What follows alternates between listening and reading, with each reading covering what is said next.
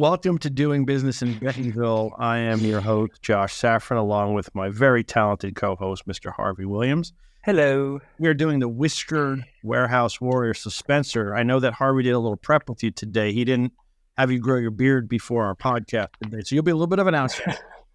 We try to focus on startups, not only that are very good, which you are, but that are fully whiskered. And so we have a little bit of work to do. And if that's the only feedback you get today from us, it was a good podcast. Elena, can we buy more of those bunnies and ship them to our podcast guests? There's like a thank you. Okay. Thank you. I think maybe we should get them little plug and play vests first. Can we work on that swag? Tiny swag? Wow. Yeah. I like that. Add that to the... Spencer, these are my whiskers, so Gotcha. don't feel too left out. I like it. Spencer, I promise. Yeah, I was gonna actually grow out a little beard, but I decided to shave yesterday. So if I'd have known, I would have kept it. This feels like my fault. Well, our prep call probably are focused on things like your business and all the important things that we want to talk about, and maybe not as focused on the wonderful facial hairs that we're working on here. But we will come back to you. I want to do a brief overview of Plug and Play as we are hosting this podcast for Doing Business in Bentonville. We are an accelerator incubator of startup technology. Elena and I work in our Bentonville-based office, and it's our job to work with startups like Spencer and Repower, help mentor them, and then connect them to our corporate partners through our ecosystem to help solve pain points and challenges within the supply chain space. And the man, the myth, the legend, Harvey Williams, he leads our ventures efforts, where he is working on investments in the supply chain space for us, and also heavily involved in the mentoring of startups. Harvey, anything else you want to add to my very long-winded opening on Plug and Play? Too long. It's too long. But we are thrilled to have Spencer here. Repower is a portfolio company, and they are doing some awesome stuff. So thank you all for having me. You were going to get a lot of FaceTime today. This is about all that Harvey and I will do, and then ask some questions. But Elena is going to do an icebreaker because she has to bring it back after my long soliloquy about Plug and Play. So Elena, why don't you take the mic for a minute and put Spencer, Harvey, and I on blast?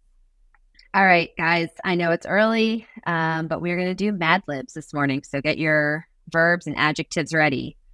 Well, Josh just used the word soliloquy, so I think he's ready. The coffee kicked in. For my poor performance at the beginning, Harvey.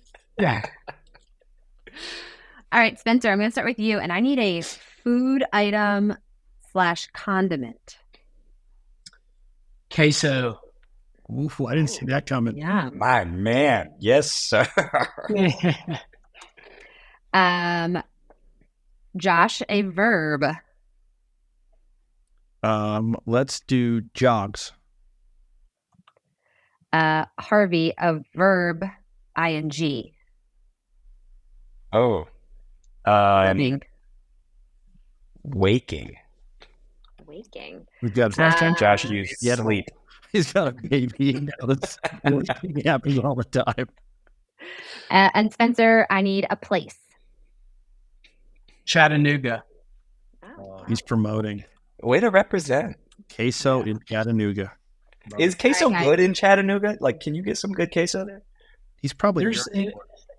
There's a few spots. I wouldn't say it's Chipotle doesn't count. Queso or anything, but yeah, there's a few spots. Yeah, Chipotle doesn't count. You can't go wrong with melted cheese. Now that's the Chipotle though, Harvey. Well done. I've tried to do queso without the Velveeta, and it's impossible to keep it that drippy consistency. It just firms up. So anyhow, you need a cheese fountain at all times. We do need a fondue set. Yeah, you're right. That's it. Thank you. All right, guys. This one. So our actual supply chain headline was Sriracha sauce is facing supply shortages, squeezing restaurants. And you guys came up with queso is facing supply jogs, waking Chattanooga. Yeah. Josh, you were the weak link in this one. No, that is the normal for this part of the show. I mean, everything else would make sense. Yeah. Waking was good. Okay. One more proper noun. Harvey. Oh, how about Maxwell. Maxwell coffee. You guys got like sleep on the brain, lack thereof. Definitely lack thereof. Yeah. Spencer, can I have a verb? Thinks. Josh, verb. Don't blow it. Shovels. Shovels. Okay, that's pretty good. There you go. All right. And then, Spencer, I'm going to come back to you for the last one. Another food item. Chicken fingers. He's good. He's good. All right, guys. Never the two headline. shall meet. Queso and chicken fingers. Unless you're like a 5-year-old kid, right? I mean, it's like mac and cheese to some degree. 100%. Yeah. Our headline is Nestle launches pair of initiatives to decarbonize cocoa supply chain. And you guys have Maxwell thinks pair of initiatives to shovel chicken fingers supply chain. Shovel fit well, Harvey. Look at that. Shovel those chicken fingers. I hope he did a good job. I like it. All right. Now you guys are warmed up. Thank you. Oh, thank you, Elena. You got it. Well, Spencer, welcome. This is now going to be your time to shine. Repower's been in business since 2020, so during COVID. Tell us a bit about you and the company. Yeah. Appreciate you guys having me on. Super excited to chat with you guys today and tell you a little bit about Repower. And so, yeah, I'm Spencer, co-founder, CEO of Repower. We started the company, Patrick and I started the company back on the heels of COVID. We noticed that in COVID, trailers played a massive part in the supply chain and the overall efficiency of the supply chain. But really nobody was really focused on trailer visibility, and trailer utilization is a massive, massive problem. And so back off the heels of COVID, supply chain froze up, no leasing companies, no rental companies, no dealerships had any trailer inventory. And we decided we needed to tap into owned and underutilized trailer capacity from some of the world's largest enterprise fleets. Enterprise fleets really struggle to manage trailers. It's a complex puzzle and a complex problem they have to solve every single day, every hour of the day. And so trailer utilization is what Repower boils down to. And we built a platform, a marketplace that connects trucking companies, brokers, shippers to seamlessly and digitally interchange trailers with one another on demand. And when you think about trailer sharing or renting trailers, there's a lot of things that go into it: insurance, billing, payments, carrier identification. Like, is this a legitimate carrier and are they fraudulent? And then managing interchanges and that chain of custody and the inspection process is all baked into our product. And so Repower aims to, reduce trailer underutilization, get trailers moving, make them visible and on demand, accessible to the industry. And first of all, this is right down the fairway for doing business in Bentonville. Shout out to our podcast. How do you think about the customer or like the stakeholder experience, right? Building a marketplace. You got to make sure that the carrier, the shipper, and the brokerage are all having and maximizing their own experience with you guys.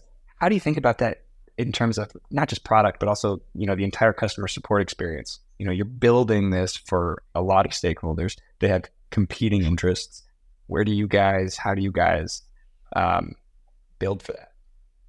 Yeah, it's a great question. So I tell my team all the time, as a marketplace business, we have a supply side, we have a demand side. On the demand side, it's predominantly our customers are owner operators. 90% of trucking companies are fleets that are 1 to 6 power units. So very small trucking companies dominate this industry. And so for that experience and that product side experience, it's a lot like a consumer tech product, meaning it's very easy to use, big buttons, one call to action. It's really hard to not know what to do, and it's just an easy flow. On the other side, we've got the supply side of our marketplace is big enterprise fleets that have multiple screens and 3 screens and a desktop, and shippers and brokers on a desktop. And so their experience is much more on the enterprise tech product side, meaning that it's heavily integrated, very robust behind the scenes, a lot of customization. It acts much more like a TMS or a enterprise tech product there. And so that's kind of how we've built both sides of the experience at Repower. On the demand side, it's kind of like a mixture of Airbnb and Uber, very simple, easy to use. On the other side, there's a whole element of trailer management, interchanges, carrier identity, a lot of those things that billing and payments that is on the supply side. So that's kind of how we thought about that to grow and scale the marketplace. Harvey knows this about me. I'm a simple man. Anytime we get on with some of these startups, I always have to go, walk me through this in layman's terms. And I'm really hiding behind the viewers that may not know it. But the reality is I don't understand half the stuff that we're talking about here.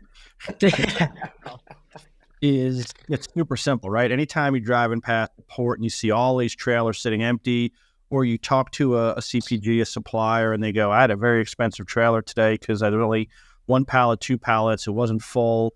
And I'm thinking there's got to be a solve for this. And here you are, right? So talk to me a little bit about how you're working with companies like a Procter & Gamble or a Colgate, or how you would work with somebody like that to help them be much more efficient and save them tons of money. I mean, there's got to be plenty of examples that are shareable with the audience. Yeah. And one of the things that I love about this industry is that it's such a complex industry, but it's super simple at the end of the day. There's multiple parties working together on a single shipment. So if you think about a owner operator, a single truck driver pulling a load in a trailer, there's probably 6 or 7 different parties involved in that shipment. There's probably a freight broker, there's a shipper, there's a carrier, there may be a leasing company. So there's all these different parties. And so Repower singularly focuses on the trailer itself. And Great Dane put out a study. Great Dane's a trailer manufacturer in the industry, and they put out a study that says that 75% of a trailer's lifespan is spent detached from a power unit, a truck. And there's about 6 billion. Massive. Yeah. And these are $50,000+ assets here. And so it's it's pretty backwards. It doesn't make sense, but given that amount of underutilization and the amount of trailers that sit idle and just sit around in yards all over the world, that's capacity that's needed by a lot of that 90% of carriers that I mentioned earlier. And so if you think about a trucking company working with a Procter & Gamble or any other shipper, Target, Walmart, Amazon, a trucking company will set up trailer pools at all of their shipper customers' locations. And Procter & Gamble may say to JB Hunt or Knight Swift or whoever, I need 15 trailers at all of these distribution centers in the Southeast or wherever. And over time, that 15 at this location may turn into 30 that Knight Swift or JB Hunt or whomever has there. And so that means that trailer pool has 15 too many trailers and they're just sitting there. And so a lot of our capacity that gets listed to Repower is a lot of these repositions. So a trailer pool gets imbalanced, oversubscribed is kind of how we describe it. And so Those 15 trailers become available on Repower, and small trucking companies, shippers, and brokers can search the marketplace or request trailers nearby and use those for a day, 7 days, 14 days, 30 days, all the way up to a year if the owner of the trailer allows them to. And so it's this network of trailers moving from A to B. And so we're balancing our network, we're balancing the customer's network, really with one simple goal in mind of optimizing trailer utilization and making sure trailers are in the right place at the right time. And especially as it relates to the folks that you have on the platform now, like what's the average reservation length typically today? Yeah, it's so about a year ago, it was in the 55-day range. Since the market's kind of loosened a little bit, we've seen it fluctuate and ebb and flow a little bit. Now we're in an environment where it's dropped a little bit. It's somewhere around like 42-ish days now. But it's, if you go to a leasing company in the industry, if you're a driver, you need a trailer for 60 days. You can't really find that. So we're focused on a small kind of niche trailer rental or trailer interchange that is, longer than your typical loadout, which is 7 to 10 days, but much shorter than your lease or typical rental that you'll get from the industry. Yeah. I'm going to take this in a completely different direction, and then Josh will get back on track as per usual. Spencer, you came from insurance, right? I did. So to the founders out there, the entrepreneurs out there that are building in this space, in this industry, how did you get started? You and Patrick teamed up and you said, hey, look, here's a problem. Everything from finding folks to come work for you, to start building out the tech stack, like that whole part of the journey, I think is underreported, shall we say. And so I'd love just to spend a little bit of time here catching everybody back up to, this kind of origin story that you guys have. Yeah. So I guess rewinded back to 2018, 2019, and Patrick and I had been friends. We've been best friends since 2004. Shout out to Patrick. Miss you, buddy. We'll get him on the next one. We'll get him on for the round two. Yeah. So Patrick and I, we met in Birmingham, Alabama, in 2004. Grew up together, played sports together, played baseball, football, basketball together. High school, we split it up. We split up going to college. He went to Auburn. I went to Ole Miss. And I studied risk management and insurance. And so fast forward to 2015, we both graduated from college, moved back to Birmingham. I worked for a large national insurance broker in Birmingham that, I had a book of business that I was the agent for some small to medium-sized logistics companies or fleets. And every single year I'd notice as I would go meet with them, give them their insurance renewal, that they would go out and buy as much equipment as they possibly could: trucks, trailers, chassis, shipping containers, you name it. If it was available and they had the capital, they would buy it. And in an industry like logistics or the freight market that's ebbs and flows, it's super volatile. So these guys may go out and buy, 200 trailers, but the market dips significantly. And so they don't really have the need for it. And so I just noticed that every single year as I would meet with my customers for their insurance renewal, their power unit count grew, their trailer count grew, but their revenues didn't really grow proportionally. And I'd look at them and they'd say, I don't really have the need for this equipment. It just sits out in the yard. But I need it in case I have contract volume increases or I get a bunch of drivers. And there wasn't really a way for anyone else to use it or to share it with anybody either. So it was just costs that they had to eat. and it impacted their bottom line. And I saw how much they were paying just on insurance alone, and it was enough that I was questioning their ability to run a company. So that's how my experience, how Repower was born. Patrick and I, we always knew we didn't want to work for other people, and we loved what we did out of college, and we wouldn't be here without that experience. But we always wanted to do our own thing, control our own destiny, and really like get up every single morning fired up to build something. And so that's what we did. Patrick's experience, he worked in Birmingham with a flatbed trucking company called PS Logistics, and he saw a lot of the same things. And he was coordinating loads from drivers to customers, and being that liaison there. A lot of times he would have to coordinate a company driver to go pick up a trailer 300 miles away.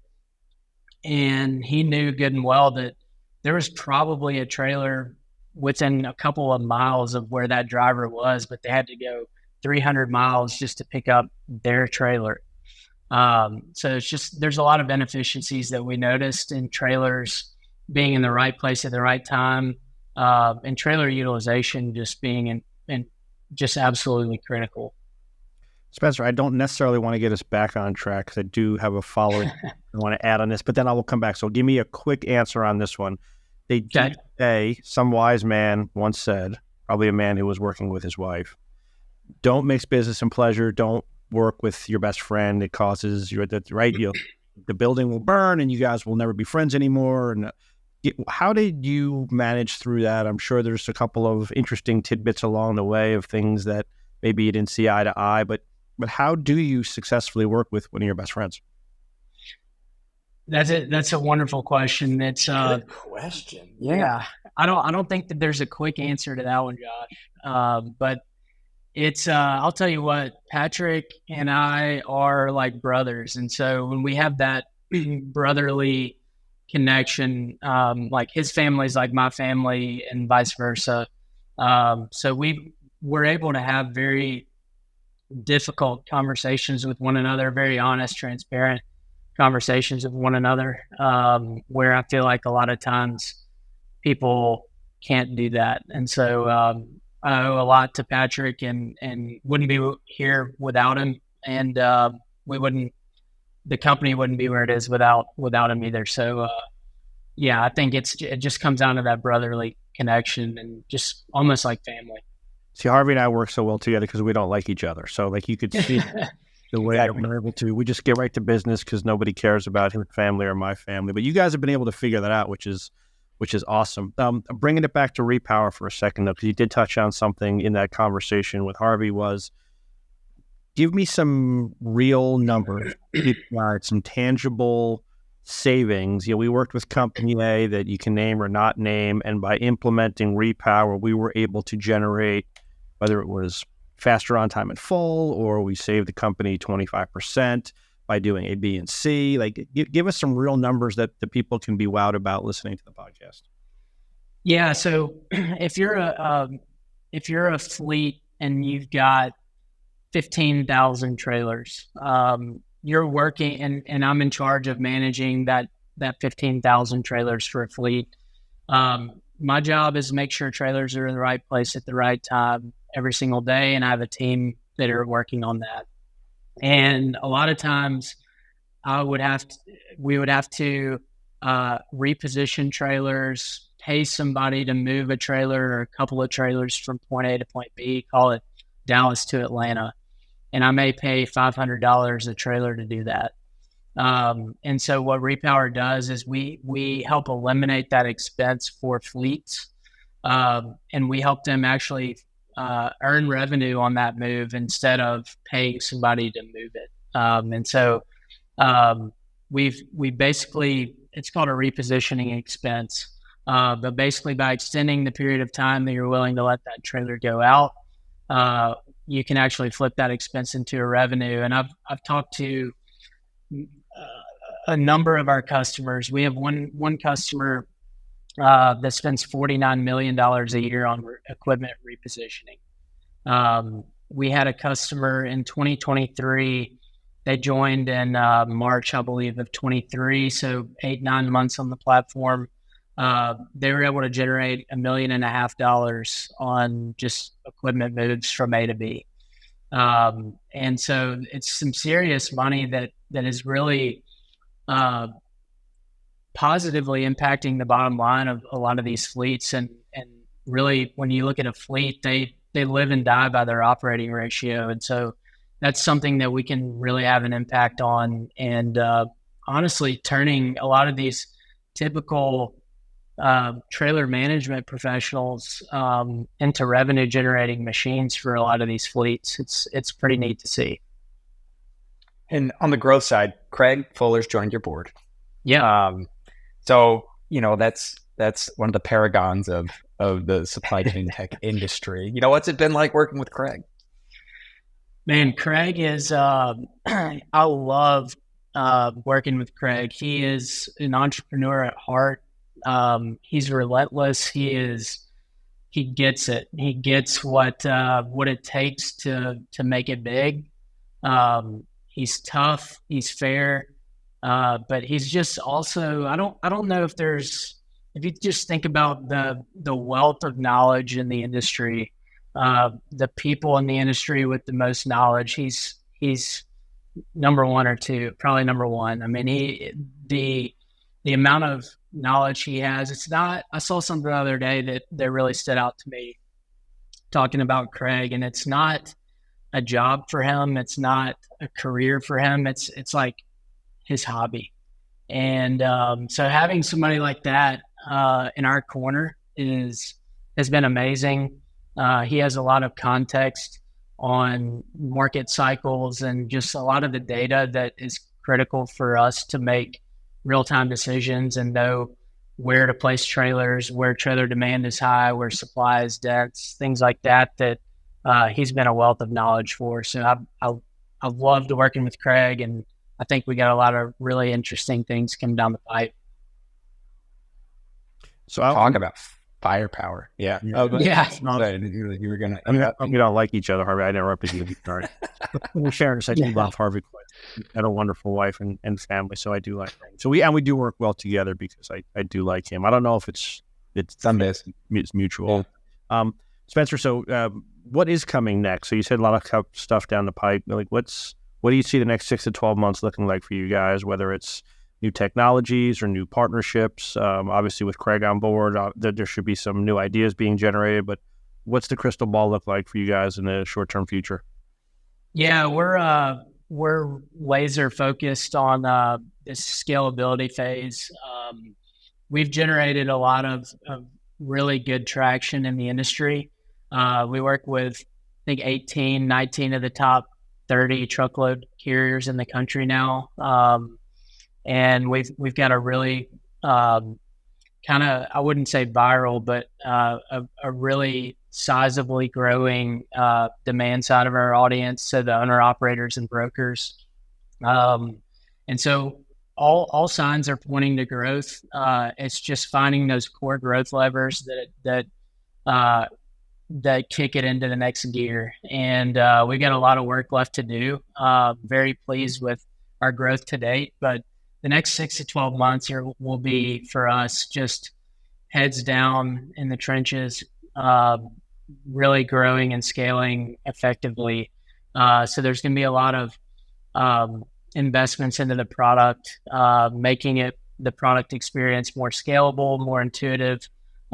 We've got a lot of integrations coming down the pipe as well, and a lot of really, really exciting partnerships that some are software integrations, API integrations with existing players in the space.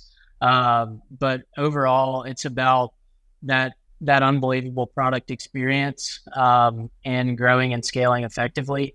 But I'd say I'm super excited about the traction. I think that the next 6 to 12 months should be very, very exciting for Repower. Well, and at least from my perspective, and definitely throw a bucket of ice water on me if you want. I mean, you guys have you are the first mover. Like, we have not seen really anybody else come into this space from the startup side in terms of competition, right? And there's a few legacy players, sure, and they're a little bit more dated, but I mean, how's that been for you guys? I mean, continuing to just go to work and making sure that you're building for your multiple stakeholders, and you haven't really been in a position where you're threatened by an inbound competitor, right? That's nice. Yeah, it's a very interesting landscape. You know, there are a lot of fleets, a lot of brokers, a lot of shippers that are becoming more trailer centric in terms of their operational strategy and building technology around trailer utilization, trailer optimization. We're right there with them and moving in that direction. And I think if you just look at the industry, you look at Uber Freight, Convoy, a lot of these digital brokerages tout trailer pools and trailer network optimization, drop trailer programs, things like that. And a lot of times we get kind of pegged as competitors to those digital brokerages with trailer pools. And I don't look at it that way at all. I think that we are a perfect complement to those business models, and where trailer capacity, the amount of trailer capacity that a broker or a carrier has, mixed with the technology to optimize and use the trailers as best as possible, is really where Repower can help supplement or complement these networks that already exist. So we get labeled as competitors to a lot of those type business models, and I don't look at it that way at all. I think it's a match made in heaven. And really, when you think about it, I mean, Repower at scale allows true on-demand trailer capacity.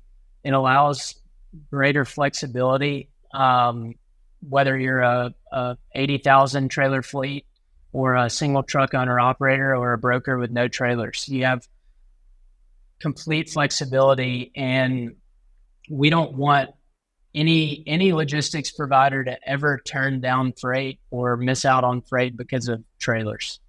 And so that's where Repower can really help provide a lot of much needed flexibility in the industry. And you're right, there's some legacy players with existing brands out there that we do compete with, but we're very, very different than those competitors in terms of our product, and we're truly an agnostic player in the industry because we don't touch any freight, which is our customers' core business. And are you seeing any development kind of in the sustainability side of the house? You know, there's a few startups out there that are building electric trailers or, battery units to be able to hybridize diesel trucks, like the work that Ian's doing over at Revoy. Are you seeing that at all in your business and from your customers wanting to implement those types of solutions, or where are we on the adoption curve? Yeah, I'm familiar with a few. Range Energy, familiar with those guys. I like what those guys are doing. There's definitely a sustainability play. I believe that it'll be. I don't think it'll be within the next 2-3 years. I think it'll be 5 to 10. But I think that's an interesting space. I think that there is a lot of opportunity there. In terms of a sustainability play for Repower, I think that if you just think about that example I mentioned earlier about a driver driving 300 miles to pick up a trailer, they're that company's closest trailer, I think, and we've seen this every single day for the past 3 years, but connecting a driver or a carrier to the nearest available trailer eliminates a lot of those wasted miles, saves fuel, saves carbon emissions. And we have seen a lot of big name fleets ask Repower to help them in their sustainability strategy and help them kind of understand how many miles we're saving them a year, like empty mileage. And Covenant Logistics here in town in Chattanooga featured us in their corporate sustainability report 2023. And I believe they said that we had saved like 100 million miles just thinking about moving trailers from point A to point B. So it's absolutely fascinating. And the sustainability is something that we're digging into, trying to quantify that, because it is a huge value add to Repower that Repower provides. Harvey, Josh, maybe we can link that. Yeah, Harvey, we cut out briefly here for a second. The question was around sustainability within the transportation space and how they are capitalizing. I caught all the end on the study and the 100 million miles, but that was the core of the question? Yeah, that was the core of the question. And there's other players out there that are building into the trailer from an OEM perspective, or maybe from a retrofit perspective. But, with what Repower is doing, they're going to be moving that trailer eventually. And as he's seen that kind of progress from, prototyping and experimenting at the pilot stage to, wow, we're actually starting to move some of these electric trailers. And a little early, but the work even that Repower is doing to help decarbonize and to help some of these logistics companies meet their sustainability goals is clear and obvious. And it was Covenant Logistics. Is that right, Spencer? Yeah. And so actually we can go pull that down and we'll link it to this podcast along with some other material. Perfect. Now, Spencer, maybe this is part of the reason Harvey doesn't like me as much as I like him. I'm going to ask a question that he doesn't like when I ask. But I feel good in this forum because Harvey's more humble than he lets on. So your working relationship with Plug and Play, obviously your portfolio company, and we think highly enough of you guys that we're investors, but for startups that are thinking about working with Plug and Play or have interest or have not technically heard much about Plug and Play, give us a little bit around your working relationship with us and the value that we've been able to provide to you guys.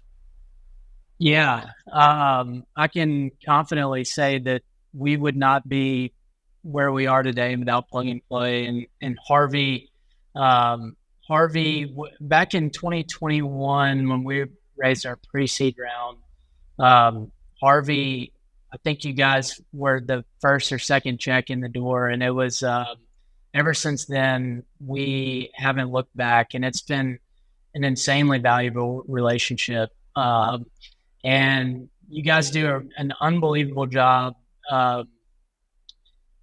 The events that you guys put on and the caliber of corporate sponsors that you guys bring to the table is the best in the industry. It is hands down extremely valuable.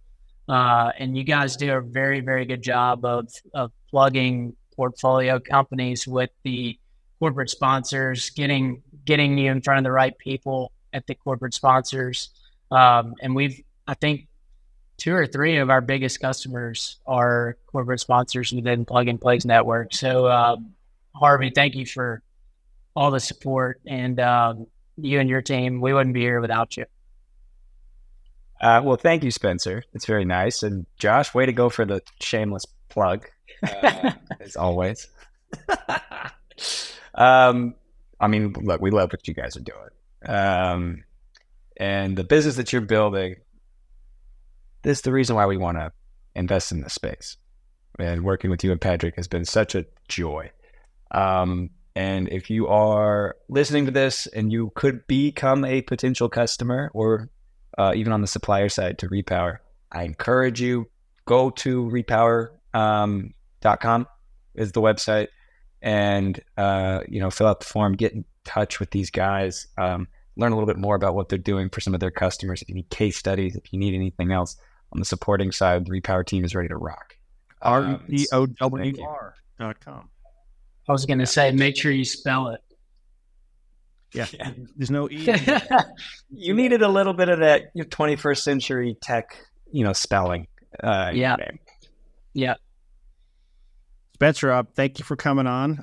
Harvey, I don't have to ask you about the space because I know you're super excited about these guys and what they're doing. And, it's almost like you're bragging on them like you're a proud parent, and I get a chance to see you interact with quite a few startups, and the way that you think about these guys and talk about the space, it makes me super bullish on what these guys are doing. So I appreciate you, Harvey, for what you're doing with these guys, and it's nice to hear Spencer talk about the work that Plug and Play is doing. Spencer, I think the space is really interesting. I think it's super relevant for Bentonville, for Northwest Arkansas, whether it's on the trucking side with somebody like a JB Hunt or a Walmart, or with all the CPGs that are here on the ground. I think you add a tremendous amount of value, and I'm certain that folks will be reaching out to you from this ecosystem here in Northwest Arkansas.